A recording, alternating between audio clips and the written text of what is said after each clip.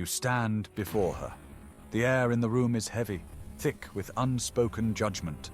A chasm has opened between you, born from a simple misunderstanding, a minor mistake. Your mind is a frantic storm. Logic, reason, and a desperate need to be understood churn within you. You believe clarity is the cure. You believe your words can be a bridge. So you open your mouth. You begin to explain.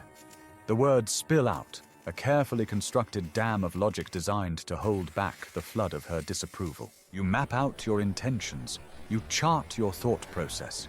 You present your reasoning like a priceless artifact, certain she will see its value, its truth. But look closely. Watch her face. There is no dawning of understanding. No flicker of empathy in those polished, obsidian eyes. Instead, a terrifying stillness settles over her. A subtle shift in her posture, a hardening of the lines around her mouth. A mask of indifference is being replaced by something far colder. With every word you utter, the chasm between you does not close. It widens, it deepens. You are not building a bridge. You are digging your own grave with the shovel of your own voice. You feel it now, don't you? A cold dread coiling in your stomach. A creeping realization that you are losing this silent war. But you don't know why. Your logic was flawless. Here is the brutal truth. A truth carved not in stone, but in the very bedrock of human psychology. When you explain yourself, you are not communicating. You are begging. You are pleading for approval. You are begging for her validation. You are seeking her permission for your own reality to be true. This is a voluntary surrender of power. You are intentionally placing her on the judge's bench and yourself in the defendant's chair, waiting for her verdict. It is no longer a conversation between equals. It has become an interrogation, and you are the sole suspect, prosecutor, and witness against yourself. Your explanation, no matter how eloquent, is a subconscious signal. It is a broadcast of insecurity, transmitted directly to her most primal instincts. The signal screams, "My frame is weak. My confidence is conditional. I am not the source of my own authority. Please validate my existence for me." And she receives this signal, not with logic, not with compassion, but with a deep instinctual evaluation of strength and weakness. This is not a flaw in her character. It is a feature of human nature. It is the ancient evolutionary impulse to test the foundations of the men in their lives, to see if they will hold. Your frantic explanations are a sign that your foundations are made of sand, not stone. And the contempt she feels is the natural response to a structure that cannot bear weight. Consider the story of Arthur, a simple man caught in a simple trap. He was 15 minutes late to meet his partner, Eleonora. The cause was mundane, a sudden traffic jam, a blocked road, an event entirely outside his control. He arrives, breathless, to find her waiting. Her silence is an accusation, her stillness a verdict. In this moment, a simple, confident apology would have sufficed. "I'm sorry I'm late. Traffic was unavoidable." But Arthur feels the crushing weight of her judgment. He feels the primal need to prove his innocence, to justify his existence. He chooses the labyrinth. "The light on Elm was out," he begins, his voice strained. "So everyone was funneled down, Miller. And you know how that street is a bottleneck," he continues, his words a frantic tapestry of detail. "Then a delivery truck was trying to back in, blocking everything for at least 10 minutes. I even have the app on my phone. You can see the red lines." He believes he is offering transparency. He thinks he is demonstrating his respect for her time by accounting for every lost second. What Eleonora sees is not a man delayed by traffic. She sees a flustered boy making excuses, a man so terrified of her disapproval that he must construct an elaborate alibi for a minor inconvenience. His detailed explanation does not erase his lateness. It magnifies his weakness. It highlights his desperation. It screams his insecurity. The contempt begins as a microscopic seed, but his torrent of justifications is the perfect fertilizer.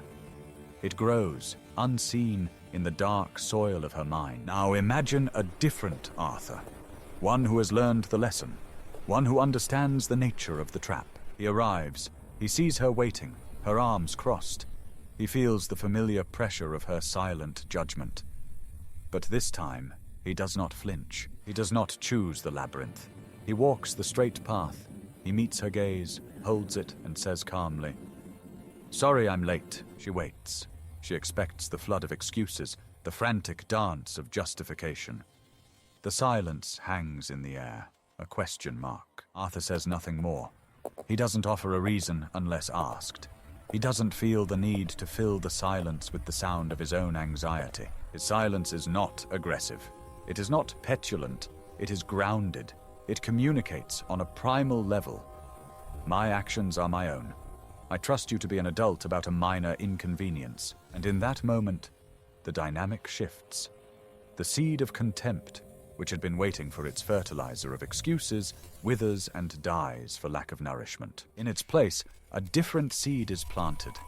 Curiosity, and with it, a sliver of respect. Who is this man, who is so comfortable in his own skin that he doesn't need her approval? The trap is this. You believe the content of your words is what truly matters.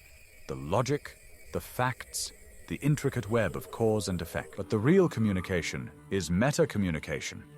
It is the message beneath the message.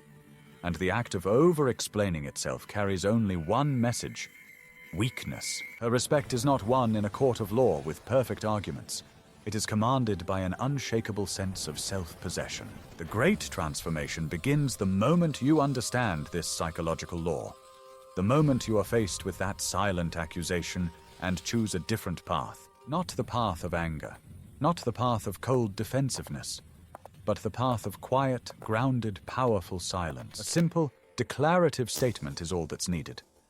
I was delayed. This is the choice I've made. I heard you. End of statement. No pleading appendix. In that moment, you reclaim the frame. You take the gavel from her hand and place it back on your own bench. You are no longer the defendant pleading his case. You are a sovereign individual stating a fact. The narrative ends there because you choose to end it. You are the author of your own story. Mystery is power.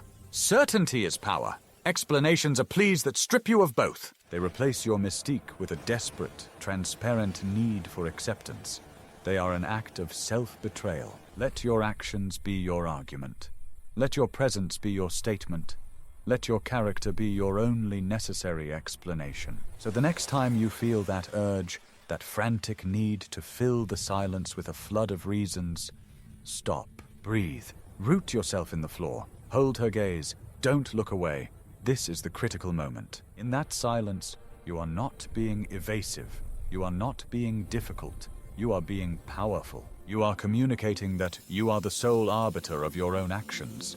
You are the judge. You are the jury. The verdict is already in, and the verdict is that you have nothing to prove. To her, to anyone, only to yourself. This is the silence that does not create distance. It creates intrigue. It's the void she cannot help but lean into, drawn by the gravity of your self-assurance. Because a man who doesn't feel the burning need to explain himself is a man who understands his own intrinsic worth. And that, more than any logic, more than any reason, more than any perfectly articulated explanation, is what commands her deepest, most lasting admiration. Not her contempt.